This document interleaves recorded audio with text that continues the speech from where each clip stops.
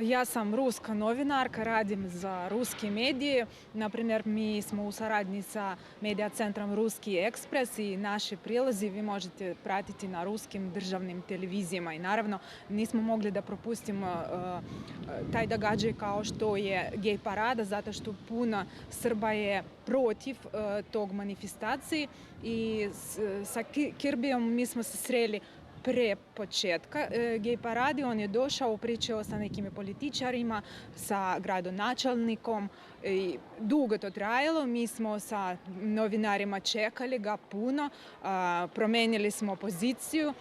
Onda ja sam vidjela da on ode od nas, dotrčala sam do njega i postavila sam mu pitanje šta on radi ovdje i kakav je njegov utisak.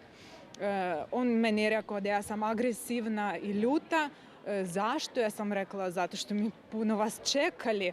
A onda on je rekao ok, ja sam došao ovdje da podržam LGBT zajednicu i naravno ja sam morala da ga pitam da li je gej. I on odgovorio ne, a da li ste vi gej? Ja sam rekla nisam, ja sam normalno ljudsko biće. On je rekao svi ljudi su normalni i to je bio kraj našoj priči, ali ja se nadam on ju pamti do sada. Vizu.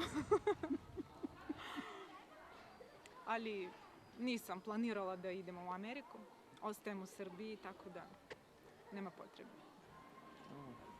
Zato što to prvo, to je za drugo. A ovo je za...